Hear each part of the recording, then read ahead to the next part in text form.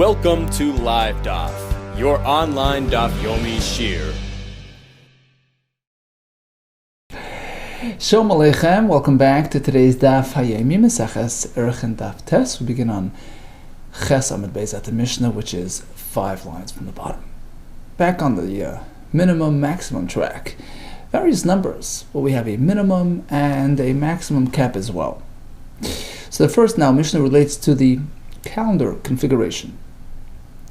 Ein Peichsen. So we know that in the lunar months, the calendar that Klal Yisrael observes, according to the Torah, basically we alternate. We switch back and forth between a long month and a short month, a 29-day month or a 38-day month.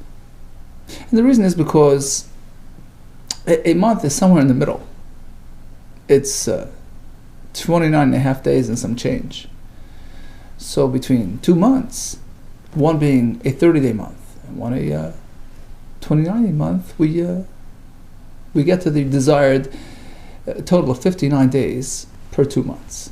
Hence the alternating system, back and forth between short and long. Now, at times, the Chacham had to reconfigure the calendar based on all kinds of factors, variables, and they had to modify this alternation system and add some long months. Instead of being 6 and 6, they added some long months, they added some short months. But at a minimum, ein peichsam, we don't go below me'arba chadashim ha'mu'ubarim b'shana. No less than 4 long months. It's called mu'ubar, like an expectant woman who expands, who extends. So no less than 4 expanded months per year. V'loi nira yasser al shmoina, no more than 8. Now regarding the shtei halechem that they baked before Yom Tov and actually ate it on Shavuos, so how many days since the baking? At a minimum, it's going to be 2 days. It's going to be eaten on the second day because you wouldn't bake on Shavuos. Shtei halechem ein echol and pachas mishnayim. Shtei halechem would be consumed no less than 2 days since baking. Halach is you wouldn't bake it on Shavuos. It's meant for korban. It's not meant for person. So you bake it erev Shavuos. In which case, the standard is consumption on day 2, but no longer than 3, meaning sometimes it extended another day. Suppose you had Shabbos fall out on Erev Shavuos. You have to back up another day, bake it on Friday. So Friday is day 1, Shabbos day 2, and you ate it on Shavuos day 3. So it's a minimum of 2, maximum 3. Lechem apanim, which was the weekly bread placed on the shulchan, which was eaten the following Shabbos, placed on the Shabbos, eaten the following. So at a minimum, it was day 9. You would bake it erev Shabbos, place it tomorrow on Shabbos, and eat it the following week, day 9 since baking. Lechem apanim, ein nechel pachas mites, no less than day 9. V'lo al chadasar, the maximum would be day 11. How is that? Suppose you have 2 days of Rosh Hashanah that come out before Shabbos, Thursday and Friday, so you have to bake it back on Wednesday. So from this Wednesday until the following Shabbos, you have 11 days. And finally, a bris milah, which is on day 8 since birth. Ein katanimol pachas meches, the milah will not take place less than 8 days since birth, but sometimes it goes past, all the way until 12. But no more than 12. How do you get to 12? So Rashi explains. Standard is 8. Now let's say he was born Bein HaShemashes, somewhere in between Friday and Shabbos. So you can do bris milah on Shabbos if you are confirmed, you are definite that this is actually day 8. But if he was born in the twilight between Friday and Shabbos, so counting from Friday as day 1, you can't do milah on the following Shabbos because it might be day 8, if in fact he was born on Shabbos. But if not, if he was really born on Friday, you can't do milah the following Shabbos, because you can only do milah on Shabbos if it's the actual 8th day. So you have to wait another day, which basically means day 10, counting from the actual day of birth, which is Friday. Now let's say you have Sunday, Monday, Rosh Hashanah, that pushes it another 2 days further down. And you do the bris milah on day 12. Counting the actual birthday and the day of milah into the 12. Says the Gemara. Okay, let's go back to the beginning of the Mishnah, to the calendar arrangement. So typically, as we said, it was an alternating system, back and forth. 30-day month, 29-day month. So it's a total of 6 and 6. Mishnah says, sometimes they would modify things to account for various considerations and factors at play. And you can have sometimes only 4 short months, but no less than 4. And the Mishnah continues, but they never implemented, never worked out to have, they didn't see fit to have more than 8. What does the Mishnah mean with that second part of that statement? The Mishnah is pretty much presenting an equation from both sides. Sometimes they would add to the short months, hence the first part of the Mishnah. We don't do less than 4 long, i.e. no more than 8 short. Goes hand in hand, right? Second part of the statement is, likewise, we don't do more than 8 long and 4 short. Okay, so it can go both ways. You can either add 2 short months to the 6 standard, or 2 long months to the standard 6. What does that mean? They didn't see fit to have more than 8. Chacham never saw fit. They didn't see it appropriate to add, to be ma'aber, more than 8. So 8 was okay, but 9 is too far off sync. Ask the Gemara, why is 8 the magic number? What's wrong with 9 full months? Because then you're adding 3 days to the year. In Cain, if that's the case, next Amid, Kadam Asis Ihara, so come next Rosh Hashanah, the new moon will arrive 3 days before Rosh Hashanah. And it's not going to look very good. People will question our whole calendar system. Kadam Asis Ihara, the new moon will show up 3 days before the grand event. So 3 days is too much. Hashtanami, so okay. You're adding 2 full months. You're lengthening the year by 2 days. So the new moon will show up again 2 days too early. Hashtanami kadam v'asit treyayim. How do you get around that? Answers the Gemara. You know how? We're speaking where we have to make up for a lost time. Could the Amar of Misharshi, as Misharshi tells us later on in the Gemara, regarding a different matter, that we're speaking about a leap year with an extra month. Here as well, we're speaking the past year, the year before this one was a leap year. Rashi explains that according to Rav Huna, a leap year has an extra month which can go either way. Chacham can choose. They have 2 options: 29-day month or a full 30-day month. It's up to them. So it happens that it was V'ibur Shana Chodesh. That extra, month into that leap year was actually a Chodesh.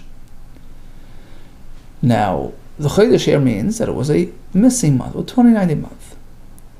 So really we're missing, because 29 is really not the full length of a month. It's 129, 29 and a half plus, right? So now, what we did was we lengthened the year by 2 days. 1 is going to be applied to balance out for that deficit, that missing day. So it pretty much evens things out. Dal yarcha malya. So deduct, apply this full month, this extra full month that we're adding this year, right? We turned from 6 full months to 8 full months. So 1, which adds an extra day, will correspond, will cancel out. We'll make up for that missing month of last year. Ask the Gemara, okay, but it was still 1 day too long. People won't be mindful, they won't question just 1 day off. It's pretty much on track. So according to Rav Huna, it goes both ways. Although standard is 6 months and 6 months, 6 month short, 6 month long, but sometimes we can tinker and add and modify by adding either 2 extra, long months, one of which is simply there to make up for lost time because of the extra month, the Ibra month, which was a missing month. And it can go the other way too, because the Ula holds that the extra month that they add to the leap year can go either way. It can be either a 29-day month, for which you have to have an extra day to make up for, or it can be a 30-day month, which is really more than the required. So it's extra time, which now has to be deducted, has to be canceled back by adding missing months to this year. Right? So the missing month will cancel out the extra time that we added last year. So basically it goes both ways. That's Haruna's approach. Hence his understanding in the Mishnah that the Mishnah is really presenting both sides of the equation.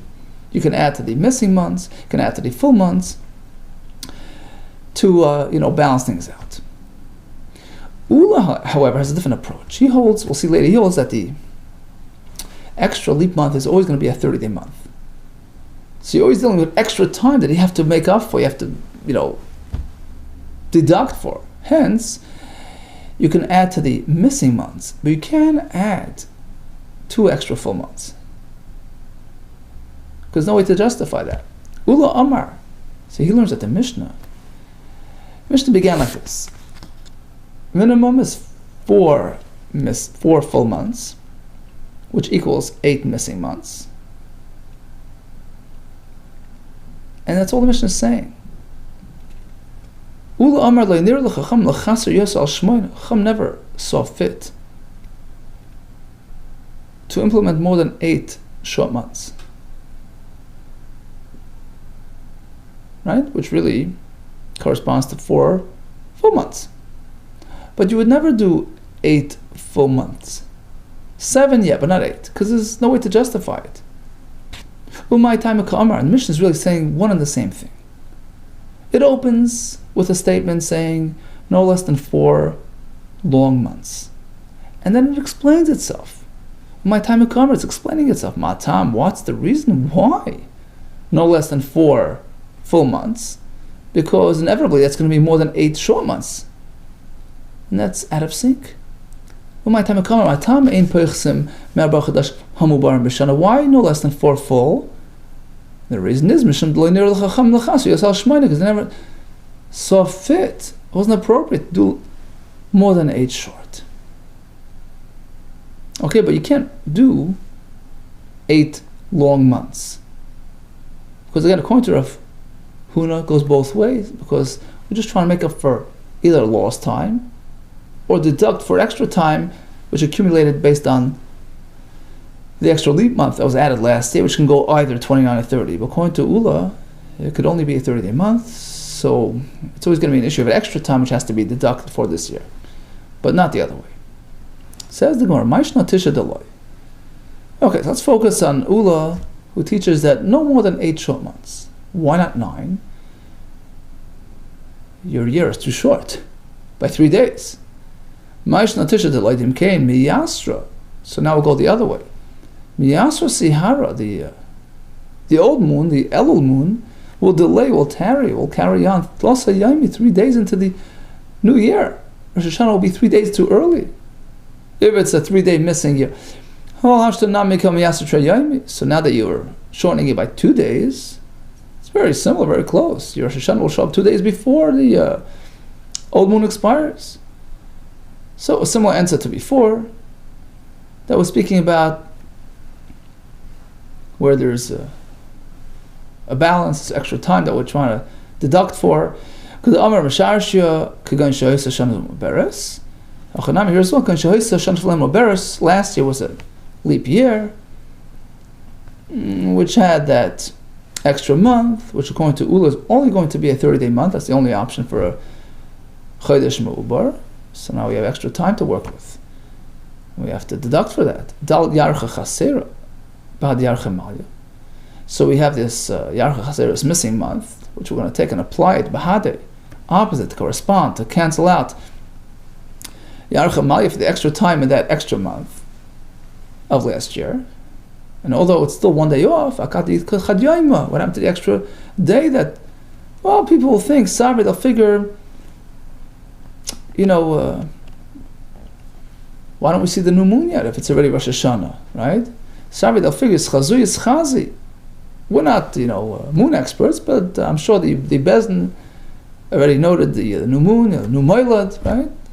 which is hard to discern, it's just really teeny, they must have seen it already. We haven't really noticed it yet, so they're not going to ask any questions. So even though technically Rosh Hashanah begins a day early, they're not going to question it. That's the word of a Maika Miflik. Return to this. So Rav Huna and Ula both seem to be saying the same thing. So what is the machlekes? Why does Rav Huna learn the Mishnah one way and Ula differently? According to Rav Huna, the Mishnah is saying two things, sending us two messages. Although standard is 6 full and 6 short, but you can modify. You can either add 2 long or 2 short. And as we explained, because in a sense you're making up, you're balancing out for an imbalance, which could have gone both ways. You're either trying to deduct for an extra day that you added last year with the Shana Mubaris, or you're trying to add to make up for a missing day due to the short extra month of last year. So according to Rav Huna, it's because the extra month can go both ways, and depending on what they did, you have to make up for that. Whereas according to Ula, it doesn't seem to be that option. Meaning the only option is that there was extra time that you have to cancel for, because they hold that the extra month of last year inevitably was a long month. That's the only option for Ibur Shana. Ibur Shana, in terms of the length, the duration of that extra added month. The Sanya, as we learned in the Brisa, Kami Ibur Shana, how long is an extra month? The extra 13th month of a leap year? She'eloishim, it's only going to be 30 days. That's the standard. And that's the Shita of Ula. So it's always going to be a matter of deducting for that extra time. Rabba and Shimon Leimer Chodesh. She says Chodesh, meaning they have both options available. Bezin can decide on a 29-day month or a 30-day month. Hence, both options are available, and hence we can have a need to either add days or deduct days, depending on the balance of variables, depending on what's going on. Ask the Gemara. So according to Rav Huna, we have the leeway to add 2 full months to the standard 6, which basically lengthens our year by 2 days. Meis becomes a kasha. We have a interesting Bryce. If you want to set up a calendar, here comes some interesting formulas. Ein atzeres chala, atzeres is shvuos. Atzeres will only fall out.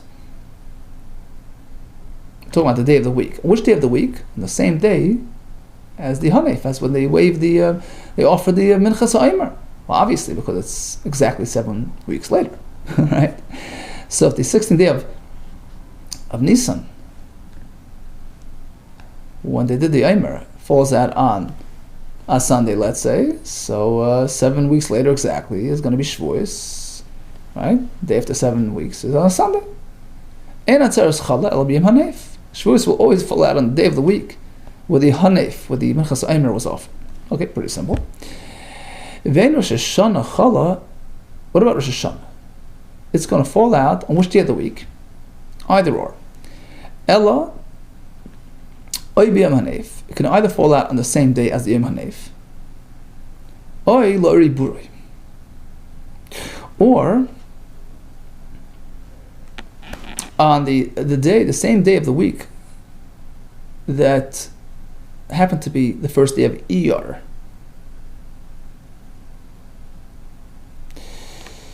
And the reason why it's called oy riburoi is because if it gets its name because if Nisan should be a long month, right? So instead of 29, it's 30. So this day would be theoretically the Ibur, the add-on day to Nisan. The night preceding this day and the day following would be considered the Ibur. So Oy Ibur, the night of the Ibur. So basically it's It's a term that we use to describe Aleph Iyar. Okay? So Rosh Hashanah will fall on the same day as Aleph Iyar. In a minute we'll get to the exact numbers and figure out how this works. So based on the days that, the number of days between these two events, we can figure out on which day of the week it falls out. Now, Bishlam Ula. So according to Ula's system, the Amar who teaches Shmoina Chaserin Avdinan, Mubaran Leavdinan. There's a cap on the short months of a year. At most is 8, but we never do 8 30-day months. So according to him, it'll work out that Rosh Hashanah falls out on these specified days. If we follow the standard system, which is that we can actually add missing months, and it so happens they did it. So instead of 6 missing months, they did 8, and they distributed it equally, so 1 missing month in the summer, 1 in the winter. So both of those months that are meant to be full months, they shortened it. Rashi says Kislev in the winter and Sivan in the summer were meant to be 30 months. They turned out to be short months. So Shneim Chasaf, they made them both short. So now, in fact, Rosh Hashanah comes out on the same day of the Omer. But we'll get to that in a minute. But Echad Molev Echad Chaser. Suppose they didn't tinker with the months.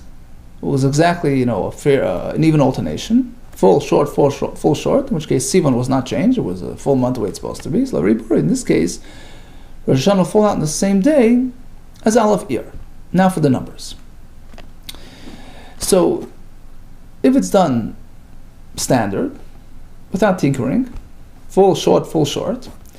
So if you calculate the days from Aleph Iyar until Rosh Hashanah, working with the 30-29 day system, you'll have exactly 147 days, which is exactly divided into 7. You have exact even weeks, 21 full weeks. So certainly it's going to fall on the same day. It's just 29, cycles, 29 weeks later, 21 weeks later. So it's perfect. How do you have 147 days? Very simple, because you have Sivan and Av, which are 30-day months. So it's 60 plus 87 days between Iyar, Tammuz, and Elul, which are 29-day months.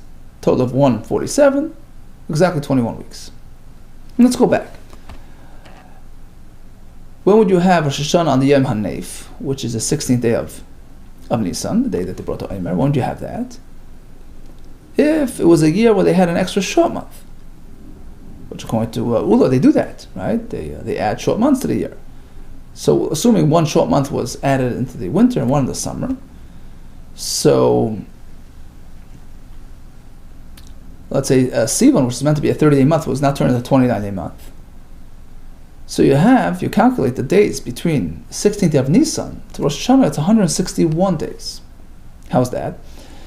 The 15-day, remaining days of Nisan, and you have 116 days of the next 4 months, which are 29-day months, Iyar, Sivan, Tammuz, and Elul, and Ab, which is a 30-day month.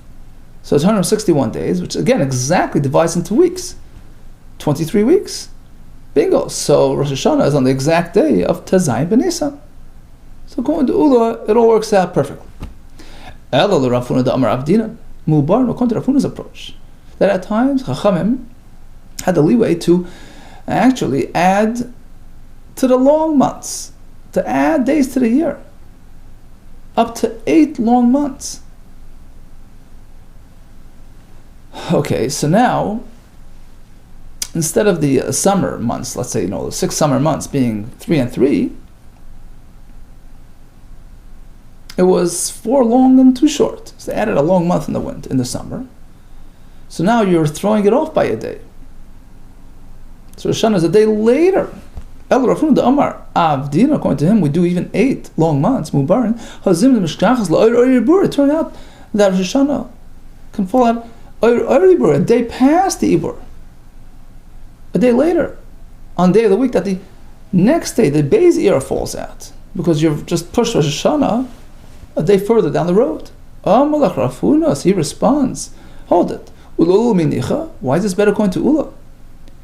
You know, we have an issue in terms of 8 long months or not, but he agrees that 7 works. Shmonud Labdin, according to him, fine.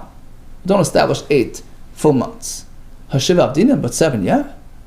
Okay. So let's picture it. Shiva, Zimnan, even by 7, we can run to the same issue. Zimnan Labdinim Besisva. So it's an extra long month over the standard 6. Now, where did they place that extra month? Zimnan Labdinim Besisva, who says they did it, maybe they didn't do it in the winter. Abdinim Bakaita was added to the summer months. So again, we have an extra long month in the summer, and we're pushing Rosh Hashanah down the road by a day. So back to the same story. Rosh Hashanah is a day later. Okay, I'll give you a solution to all the problems. This brayso, which gives us this exact configuration in terms of what day of the week Rosh Hashanah falls out on, it's going to Acherim. Acherim had a very predictable, non-modifiable system. In which case, it was always one short, one long, one short, one long, and you know exactly how it's going to fall out without any modifications. Acherim, the sign Acherim, they say it runs a very predictable course. A year is 354 days, which is 50 weeks plus 4 days. Period. Done deal. So you know, for Rosh Hashanah this year was on Sunday, then next year it's going to be on a 4 days later on a Thursday. That's it. Ein bein atzeres la'atzeres. What's the offset in terms of days of the week between this year's Shavuos and the next year? Ve'ein bein Rosh Hashanah. And what's the offset in terms of days of the week between this Rosh Hashanah and next year? It's exactly 4 days. El arba yomim bilvad. Rosh Hashanah Maberes Chamisha. If it's a leap year, where they add a month, and the month is comprised of 30 days, so it's going to be another day off, another day, further. So according to them, we're not going to modify, we're not going to add full months or short months, so you have this very predictable system. Hence the Brisa is able to identify a day of Rosh Hashanah. It's going to be the same day as Yom HaNeif, same day as Aleph Iyar. Ask the Gemara, hold it. But let's recall, the only way Rosh Hashanah can fall on Yom HaNeif is if there was some modification as well. Not a very drastic one, but there was some modification. You needed to have an extra missing month in there, so that should work out, like we said before. And according to Acherim, we don't do that. So if ultimately Acherim, according to Acherim, Yom HaNeif l'mishkachas shall never fall on the same day as Yom HaNeif.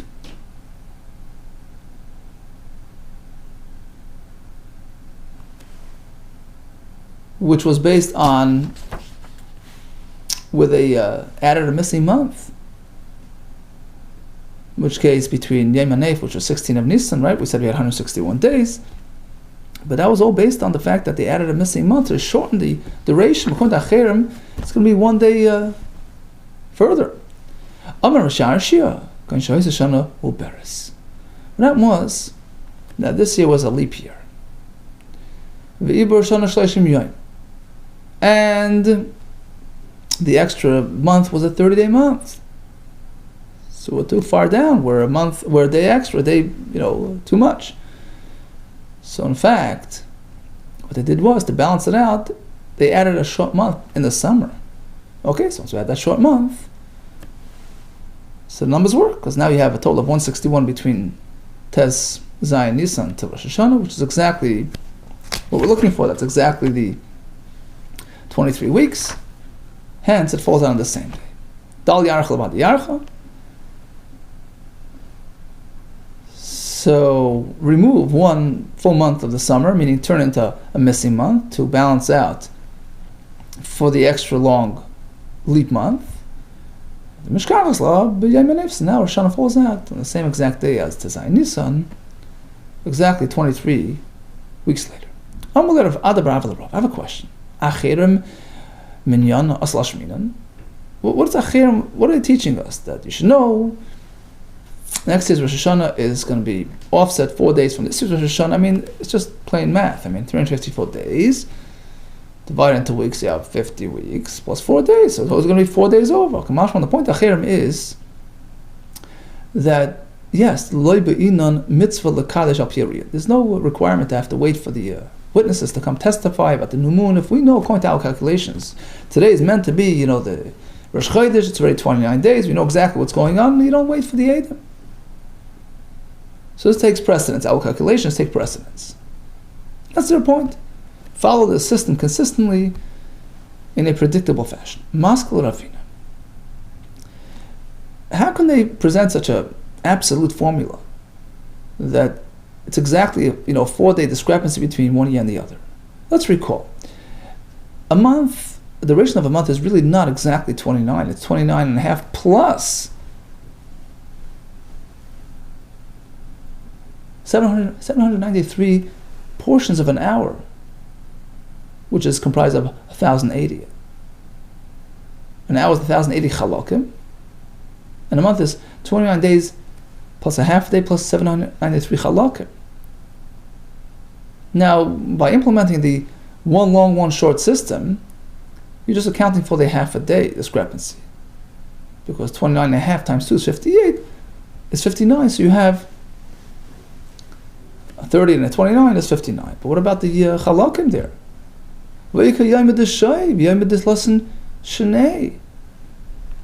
So every 3 years, you're off by a day.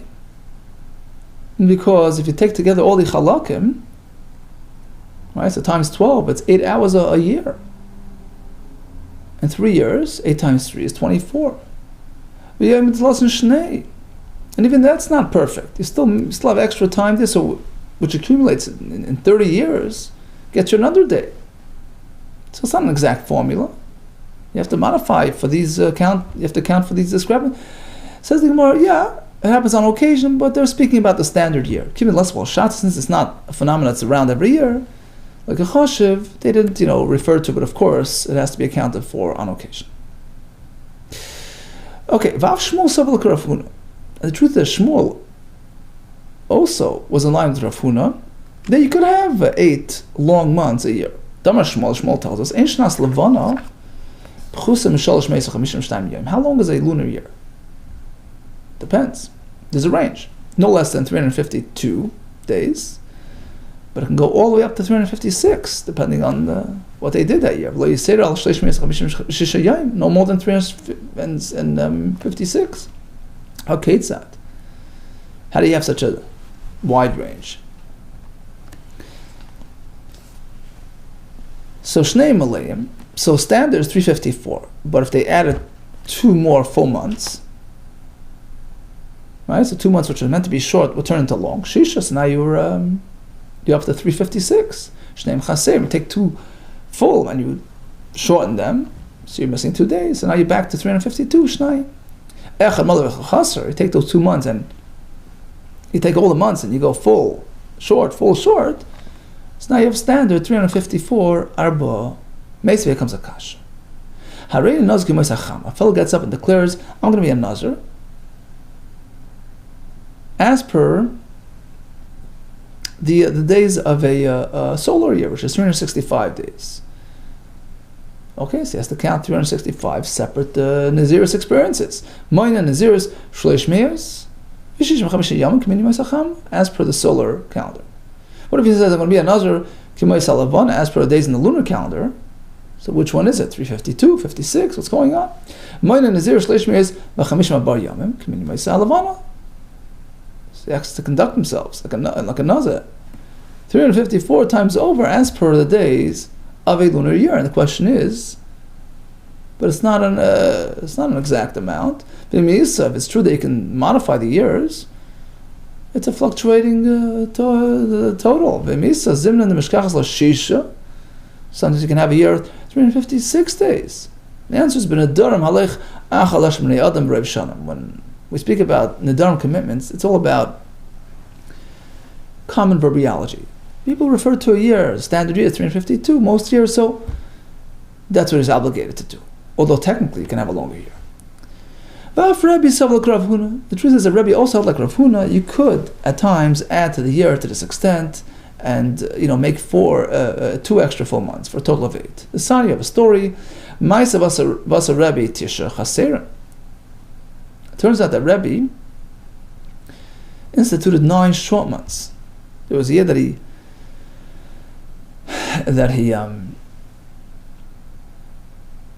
had a very short year. Okay, 9 short months. And actually, come the next Tishrei, was right on target. The new moon was sighted perfectly on time, Bizmanai, on the day of Rosh Hashanah. And Rebbe was surprised. We shortened the month, we shrunk the year to this extent, and it's still on track. By Rebbe Tameya, Vaymer is wondering and saying, how could it be? Asinu Tisha Chaser, and we instituted 9 short months, and the moon is showing up right on time. Amar Lefanav, so his son turned to him, he says, Reb Shimba Rebbe turned to his father, Shema Shanam Aberes Haisa, maybe it was a leap year. V'Yibra Shana Shloishim, next Amid, and that extra month was a 30-day month, which is extra time. By the way, Rashi points out at the beginning of the Sugya, we speak about the making up for the Yibra Shana because it was 30 or 29, so you're missing, or you have too much. The truth is, you're not missing that much, only half a day off, because technically a month is 29 and a half. So he says, that little difference we don't reckon with. Okay, in any case, we made it a long month, and we have to make up for it. And Eshtaka, the Sinish name Malayim. And truth is that last year, we made 2 extra long months. So now really 3 days off sync. 3 days, too much.